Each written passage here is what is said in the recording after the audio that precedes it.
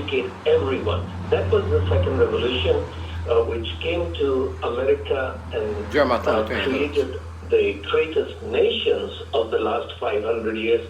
But that education is now in a complete mess. It's on education. The church handed over education to the state, and then the secularists took it over, do not even know what is male or female, what is love of marriage, what is family, what is divorce, what's a nation, what's justice.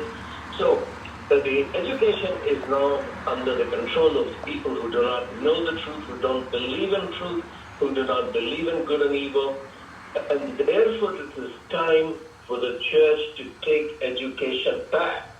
So when it comes to this third education revolution, how has it begun, and how do we wrestle back control with a Christian influence? Well, in 2015, the Virtues Campus began in the Redeemer Lutheran Church, where students were enrolled in Waldorf College in Iowa, but they went to the local church to attend classes. And this was an Associate of Arts program. This program of Virtues Campus, which is hosting this Lutherans, they were mostly in poor areas. It is now growing. We have when they did that, they opened it up to the poor. That summertime thing, they had programs, education, that one. I go to the local church.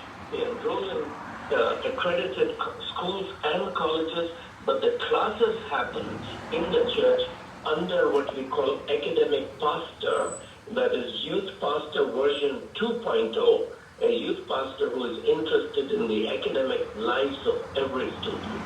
This is a homeschooling mom or dad that has now become church school, a church college mom or dad. So it's a revolution which is taking education back from the state. Church handed over the education to the state.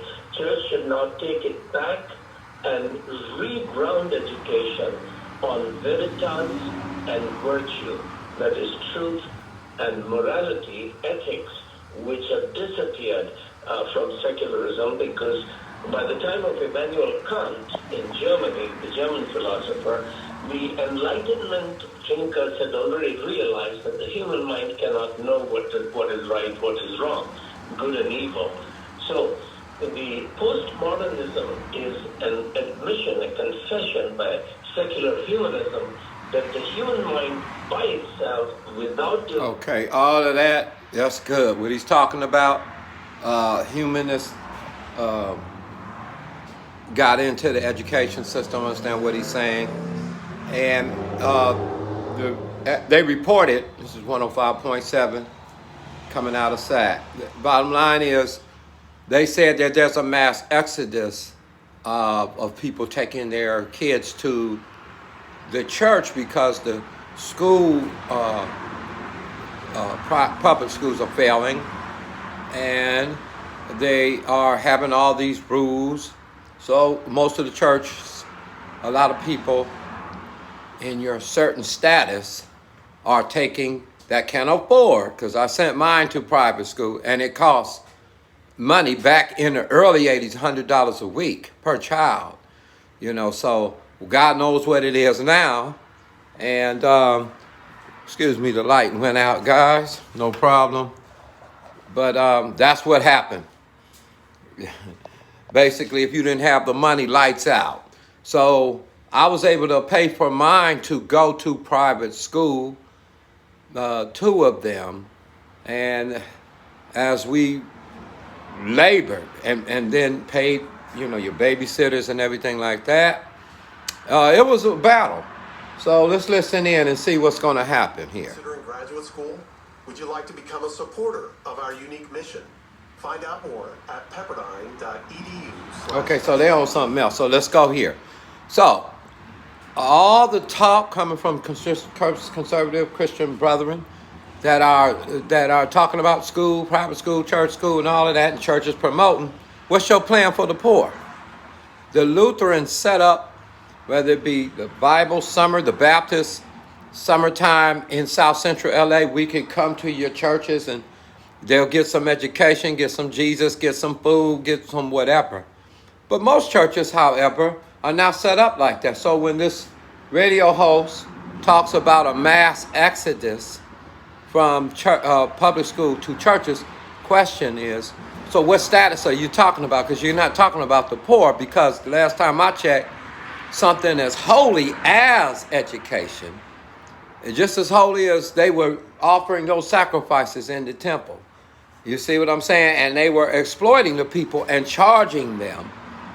And Jesus came in there and said, you shall not profit, Leviticus 25:36, off the poor, nor off silver, or either off silver or food.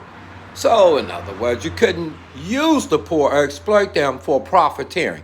Now, I'm not saying most churches will do that. I believe they use their resources to put back in and pay the teachers and everything to their credit. Thank God for the job that they did. But if we want to step that up to another level, solution, please, then you've got to balance it between your middle class that can afford to go, rising rents for the poor. They don't own homes. So rising rents, 3 times the amount, 3 jobs. How are they going to afford to pay $200 a week or $150 a week or even $100 a week to take their kid to educate that child, to give them the morals and ethics that they need if it's not being taught in the public school? So in other words, if we were really serious about it, then those that can afford to pay, they pay. And those that can't, we're going to raise money so that the poor children can get ethics and morals. So that puts you back in the what? In the hoods. Back here in the hoods. So now what are you going to do? What's the plan?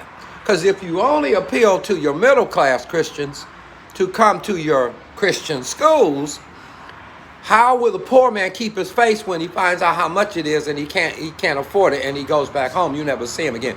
And then the deathly silence. It's like I can't get my,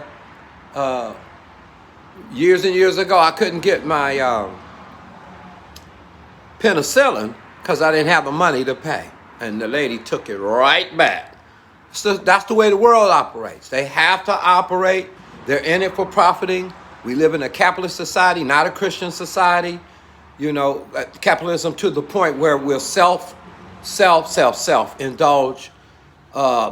That's not the kingdom of God. Nevertheless, so I've seen one church down in South Central LA, the Faith Dome, they try to have a concert or try to raise scholarships and try to do what they do. But I don't see any Christian schools, brother, where the poor can come for free, and bless those that did. And the Lutherans did a good job in the summer with the Southern Baptists, and maybe some evangelicals did a couple things. When you're talking about a massive exodus of Christian, of kids coming to Christian schools, and you haven't factored in dollars, and you don't have a plan to pay for those kids, to pay the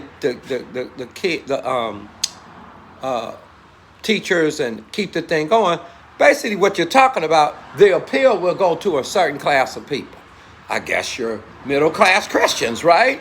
For the most part. So who are you talking to when we talk about massive exodus out of who can afford that during COVID-19? Poor people lost their jobs. Rents have went up. And we hear a lot of rhetoric, a lot of talk, a lot of, but who are they talking to? Are you talking to the Christians that's poor, that can't afford to go to your schools, or only those that, with America, conservative Christians, you got to watch appealing to your middle class base. And the gospel was preached to the poor. Remember that. And the mission all over the Bible was how you dealt with the poor. Deuteronomy 14, Deuteronomy 15, Deuteronomy 26, Malachi 3, 10, 11. All tithes, all offerings, whatever was needed for the widow, the father, the stranger, whatever their necessities, their debts, their situations, they were commanded to love their neighbor as themselves. And whatsoever Jesus said you want people to do for you, do for others. So in other words, if my kid can go to that public school through the law of one, I'm still going to get affected by 29 other poor people's kids who can't go. And doesn't God want them to have ethics and morals? And if you got the power in your hand to deliver that kind of thing to the children if the battle is truly for the seed. If Satan, as in the book of Revelation it is stated, has waged war against the saints and their seed, then guess what? You better come up with some Joseph ideas out there of maybe laying aside first day of the week, 2 Corinthians 8 and 9, something to supply the need to minister to those saints' children who can't afford to go to our so-called Christian schools that's supposed to be open for everybody. And you may call that a social gospel, whatever you want to call it. But it's the kids that don't have the ethics and the morals will rob the one, maybe even kill the one that was raised with the morals and ethics. That law one will come back every time. So if you're talking about a renewing of the mind of society on a mass level, it has to be affordable for all, available at least for all. And if you want to go really kingdom, it would be free for all. Real kingdom, because you're not going to be charging in heaven for your school. And as it is in heaven, we do it here on earth. All right, God bless you. And let me give you the last word on Christian schools.